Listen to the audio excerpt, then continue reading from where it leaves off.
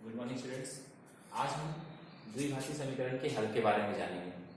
द्विघाती समीकरण ax² + bx + c बराबर 0 के रूप में होता है। द्विघाती समीकरण को हम तीन तरीकों से हल कर सकते हैं। पहला तरीका है गुणनखंड विधि, दूसरा है पूर्ण वर्ग विधि और तीसरा है सूत्र विधि।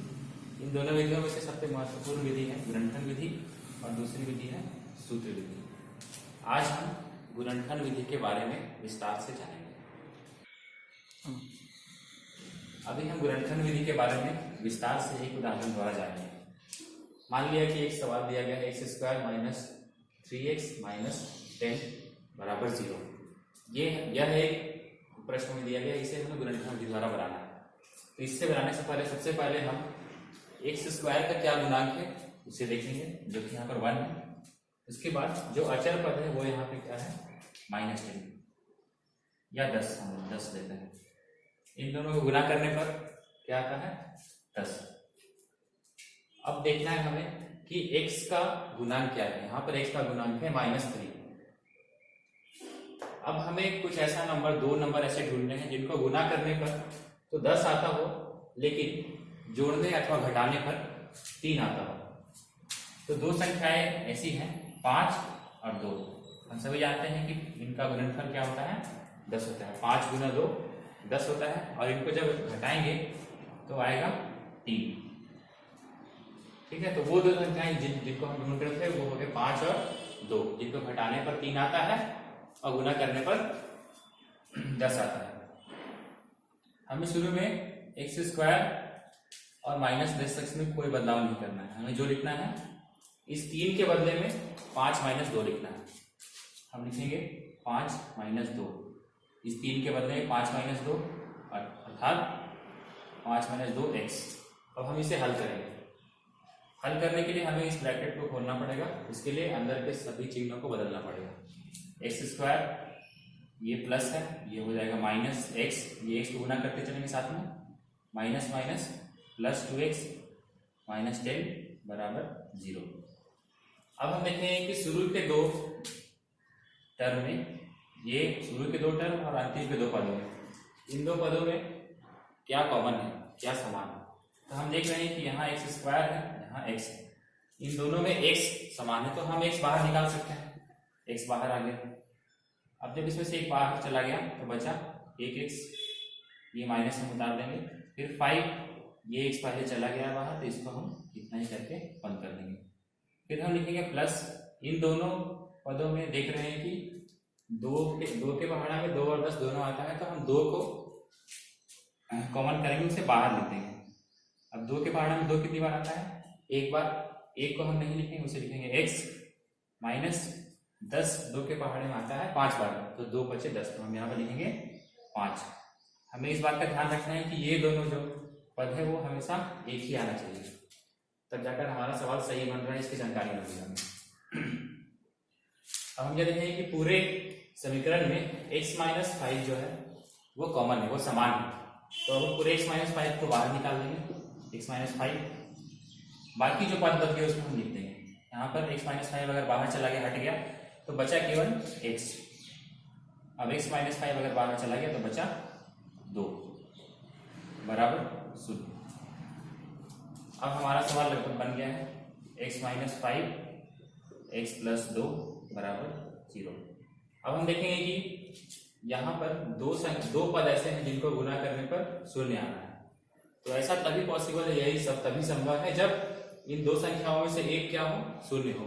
तो इसके लिए हम क्या करेंगे, या तो ये शुरू वाला पद 0 है, x - 5 बराबर 0, अथवा x + 2 बराबर 0। हम देख रहे हैं यहाँ से कि x के लिए हमें 2 वैल्यू मिला है। x ये जब इधर जाएगा +5 बन जाएगा, ये 2 जब इधर जाएगा -2 बन जाएगा। तो x के लिए हमारे पास 2 मान मिल गया x का। x बराबर या तो 5 है या तो 2 है, तो यही हमारा आंसर है। तो ये गुणनखंड विधि थी। ये प्रश्न ऐसा था जिसमें कि x² का गुणांक 1 था। अब हम एक ऐसा सवाल देखें जिसमें x² का गुणांक 1 नहीं होगा।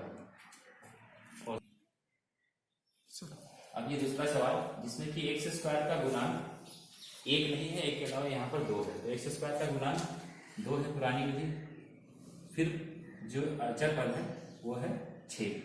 इन दोनों को गुना करने पर क्या आ रहा है, 6 दूनी 12। अब फिर से वही विधि, हमें दो संख्या ऐसे ढूंढनी है जिनको जोड़ने पर या घटाने पर x का गुना यानी 1 आए और गुना करने पर 12 आए। तो हम सभी जानते हैं कि 4 के पहाड़ा में 4 या 12 होता है, दोनों को गुना करने पर तो 12 आता है, लेकिन अगर दोनों को घटाए हम तो क्या आएगा, 1 आएगा, क्योंकि यहाँ पे x का गुणांक है। तो हम वो दो संख्याएं ढूंढ ली जिसे गुना करने पर तो 12 आता है और घटाने पर 1 आता है। तो हम हमेशा की तरह शुरू वाले में और बाद में और अंतिम पद में कोई बदलाव नहीं लाएंगे, सिर्फ जो बीच वाला है उसमें इस 1 के बदले हम लिखेंगे 4 माइनस 3x। अब हमें इस ब्रैकेट को खोलना है, तो यहाँ पर अगर माइनस नहीं है तो उसका चिन्ह वैसा ही रहेगा, बदलेगा नहीं। यह आ जाएगा 4x minus 3x minus 6 equal to 0। अब हम क्या करेंगे, फिर पुरानी विधि, शुरू के दो पदों और लास्ट के दो पद में क्या कॉमन है, क्या समान है, उसको देखेंगे। तो शुरू के दो पदों में सबसे पहले हम अंक को देखते हैं। 2 के पहाड़ा में दोनों आता है तो हम 2 बाहर निकालेंगे। यहाँ पे x स्क्वायर है और x कम है, जो कम घात वाला है उसे हम बाहर निकालते हैं, x बाहर आ जाएगा। यहाँ से 2 चला गया, 1 निकल गया, तो बचा केवल 1x। 2 के पहाड़ा में 2 बार में चला था तो हम 2 लिखेंगे, 1x बाहर लिख चुके हैं।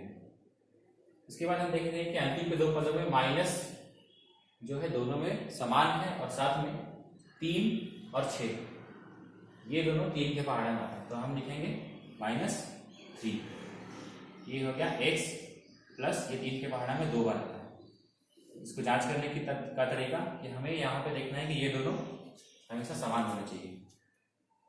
अब क्या करेंगे कि पूरे समीकरण में हम देख रहे हैं, पूरे समीकरण में ये x प्लस 2 और x प्लस 2 ये समान है। इन दोनों को हम कॉमन कर लेंगे दोनों टर्म में, दोनों पदों में। यहाँ पे देखते हैं कि एक पद में से x प्लस 2 हटाने पर 2x आया और दूसरे में से हटाने पर -3 आया। तो हम देख रहे हैं कि ये पूर्णतः गुणनखंड हो चुका है, फैक्टराइज हो चुका है। x प्लस 2 2x माइनस 3 बराबर 0। अब इन दोनों का गुणनफल 0 आ रहा है, अर्थात या तो ये x प्लस 2 0 के बराबर है या फिर ये 2x माइनस 3 ये 0 के बराबर है। अब हम x का मान निकालना शुरू करेंगे। ये 2 जब इधर जाएगा तो अपना साइन चेंज करेगा और -3 बन जाएगा, -2 बन जाएगा। उसके बाद फिर इधर पहले ये 3 इधर जाएगा, अपना साइन बदलेगा और +3 बन जाएगा। ये 2 गुना में है, उधर जाकर भाग में हो जाएगा। तो यहाँ पर हमने देखा कि x का 2 मान आया -2 और 3/2, यही आंसर है। तो मेरे हिसाब से आप सभी लोगों ने गुणनखंड विधि को समझ लिया होगा। अब हम 2 होमवर्क आप लोग को दे रहे हैं जिसका जवाब आप लोग को बताना है। ये होमवर्क है।